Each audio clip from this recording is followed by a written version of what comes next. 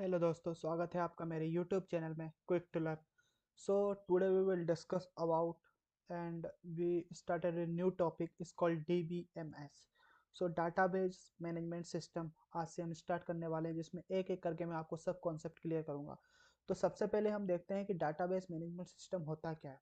सो आपको नाम से शायद थोड़ा वो समझ में आता होगा कि डाटाबेस मैनेजमेंट सिस्टम यानी कि जिस किसी डाटाबेस को मैनेज करने का एक सिस्टम होता होगा। तो आइए सबसे पहले हम समझ लेते हैं कि क्या होता है। तो डाटाबेस मैनेजमेंट समझने से पहले हम समझते हैं कि डाटाबेस क्या होता है। So a database is a collection of interrelated data which is use to retrieve insert delete the data efficiently. So database ये एक कलेक्शन होता है इंटर रिलेटेड, मतलब एक दूसरे से कनेक्टेड डाटा को जिसको हम एक जगह पे स्टोर कर सकते हैं। रिट्रीव मतलब आपको जब जरूरत हो तब रिट्रीव कर सकते हो, इंसर्ट कर सकते हो, डिलीट कर सकते हो। And it is also is used to organize the data in the form of table, schemas, views and reports। जो भी आप आपके डाटा को ऑर्गेनाइज कर सकते हो किस किस के फॉर्म में, या तो आप टेबल के फॉर्म में उस डाटा को ऑर्गेनाइज कर सकते हो, या आप उसका स्केमा बनाकर कर सकते हो, व्यूज जो डिफरेंट डिफरेंट व्यूज होते हैं उसकी तरह कर सकते हो, या किसी रिपोर्ट फाइल में करके आप अपने डाटाबेस को रख सकते हो। इसके बाद फॉर एग्जाम्पल है कि द कॉलेज डाटाबेस। कैसे कर सकते हो आप? College database organise the data about the admit panel and staff, student and faculty etc। Using the database you can easily retrieve, insert and delete the information. So आप data को store करने के बाद इजिली उसको fetch कर सकते हो। Insert यानी कि आप उसमें डाटा इंसर्ट कर सकते हो एंड डिलीट कर सकते हो इन्फॉर्मेशन। तो ये क्या होता है? आपका डाटाबेस होता है जहाँ पे आप आपके डाटा को इफिशिएंटली स्टोर कर सकते हो। इंटर रिलेटेड डाटा मतलब एक दूसरे से कनेक्टेड डाटा। अभी हमने एग्जांपल देखा कॉलेज डाटाबेस का। कॉलेज डाटाबेस का कैसे करता है कि जैसे आप जिस कॉलेज में पढ़ते हो उस कॉलेज में एक एडमिन होता है, उसका डाटा स्टोर होता है। स्टाफ जो स्टाफ होते हैं उसका होता है, एंड द स्टूडेंट आपका डाटा भी उस कॉलेज के डाटाबेस में स्टोर होगा। सो ये होता है क्या? डाटाबेस। अब पढ़ते हैं हम डाटाबेस मैनेजमेंट सिस्टम क्या होता है। तो डाटाबेस मैनेजमेंट सिस्टम होता है एक सॉफ्टवेयर होता है जिस जो किस लिए यूज होता है? जो यूज होता है डाटाबेस को मैनेज करने के लिए। So database management system is a software which is used to manage the database.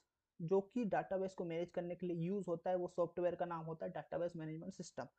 जैसे एग्जांपल ले लेते हैं हम माई एसक्यूएल, ओरेकल, और इनको आप मान सकते हो जिसमें आप आपके डाटा को स्टोर करके मैनेज कर सकते हो। सो वेरी पॉपुलर है ये दोनों, my SQL and Oracle, and use होते हैं डिफरेंट डिफरेंट एप्लीकेशंस में ये यूज होते हैं। इसके बाद आता है कि जो डीबीएमएस है, database management system, provide interface to perform various operation like database creation and storing data in it, updating data, creating a table in the different database and lot more। जो DBMS होता है वो आपको provide क्या क्या करता है?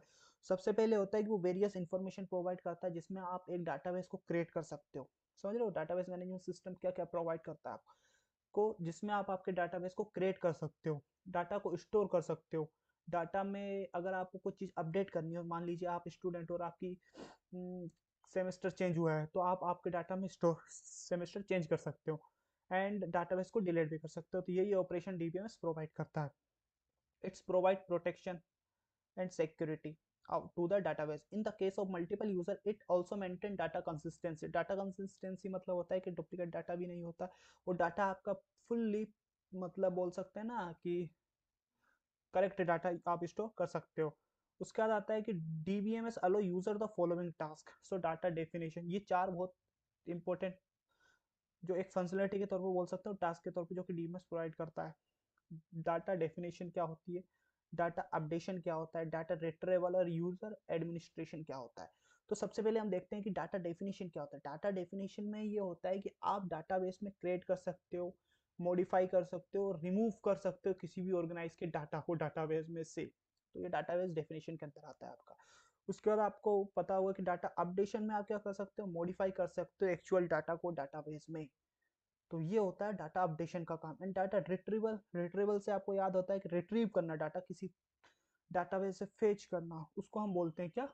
Data retrieval. उसका था यूजर एडमिनिस्ट्रेशन, क्या होता है कि जो भी डाटा को रजिस्टर, मॉनिटर एंड मेंटेन करता है ना, data integrity, enforcing data security, जो सिक्योरिटी प्रोवाइड करता है, dealing with concurrency control, monitoring performance and recovery the information corrupted by unexpected failure. तो यूजर एडमिनिस्ट्रेशन प्रोवाइड करता है आपकी सिक्योरिटी को, कि आपका डाटा कहीं इनसिक्योर तो नहीं, कोई उसको अनवांटेड यूज तो नहीं कर रहा, इस तरह के जो यूजर एडमिनिस्ट्रेशन के अंदर सिस्टम होता है। अब हम पढ़ते हैं कि करेक्टरिस्टिक्स क्या क्या होती है डाटाबेस मैनेजमेंट सिस्टम में। तो सबसे पहले आता है कि डिजिटल रिपोजिटरी इस्टेब्लिश करता है सर्वर पे, जिसपे आप आपके डाटा को स्टोर कर सकते हैं, मैनेज कर सकते हैं इन्फॉर्मेशन को। उसके बाद आते हैं हम, it can be provide a clear and logical view of the process that manipulates data. ये एक मतलब क्लियर और लॉजिकल व्यू आपको लिए प्रोवाइड करता है, जिसमें आप आपके डाटा को किसी भी तरह से मैनिपुलेट कर सकते हो। DBMS contain automatic backup and recovery procedure. मान लीजिए डाटाबेस क्या प्रोवाइड करता है कि अगर आपका डाटा किसी वजह से क्रैश होगा या डिस्ट्रॉय होगा, तो डाटाबेस प्रोवाइड करता है ऑटोमेटिक बैकअप, कि आपका डाटा अगर डिलीट हो चुका है तो वो रिकवर करके देगा। And it contain acid property. Acid property मैंने आपको आपको आगे बताऊंगा, और मैंने प्रीवियस लेक्चर में आई थिंक मैंने बताया कि एसिड प्रॉपर्टी क्या होता है।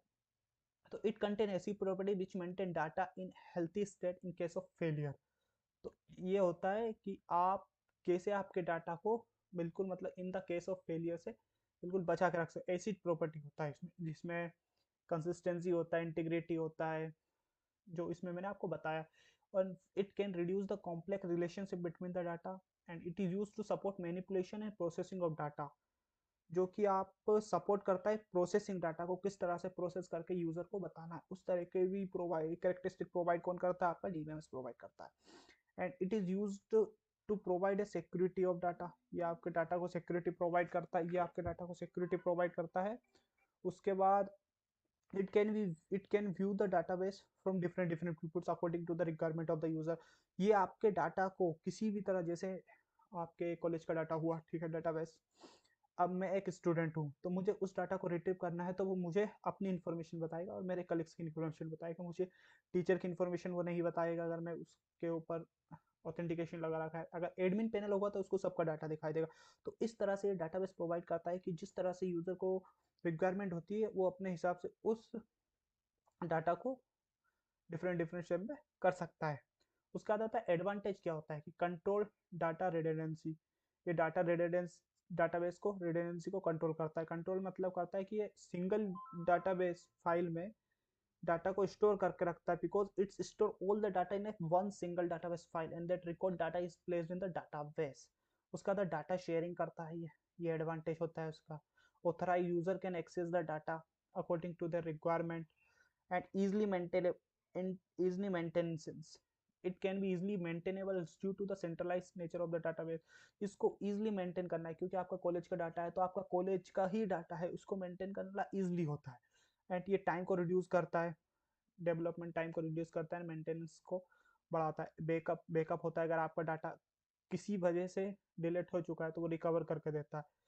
हार्डवेयर अगर सॉफ्टवेयर फेलियर की वजह से होता है तो ये डाटा को रिकवर कर देता है। मल्टीपल यूजर इंटरफेस मतलब एक ही टाइम पे मल्टीपल यूजर उस डाटा के ऊपर काम कर सकते हैं। अब इसके कुछ एडवांटेज हैं तो कुछ डिसएडवांटेज भी होंगे, तो मैं आपको बताता हूँ इसके क्या क्या डिसएडवांटेज। फर्स्ट होता है कि जो कॉस्ट होती है हार्डवेयर सॉफ्टवेयर की, वो ज़्यादा होती है, क्योंकि अगर आप किसी डाटाबेस में डाटा को स्टोर कर रहे हो तो एक हाई स्पीड का डाटा प्रोसेसर होना चाहिए, जिसको हम बोलते हैं सीपीयू, और लार्ज मेमोरी होनी चाहिए आपके डाटाबेस को रन करने के लिए। तो ये सबसे बड़ा डिसएडवांटेज है। उसका बाद साइज, आपके size of the data, large memory की यूज होगी तो पैसे लगेंगे, तो साइज भी करती। कॉम्प्लेक्सिटी भी प्रोवाइड करता है, क्योंकि database system create additional complexity and requirement, because आप आपके डाटाबेस को स्टोर करेंगे तो एडिशनल कॉम्प्लेक्सिटी प्रोवाइड करता है। अगर कुछ हायर इम्पैक्ट पड़ा तो आपके डाटा फेलियर होने के चांसेस भी ज़्यादा रहते हैं।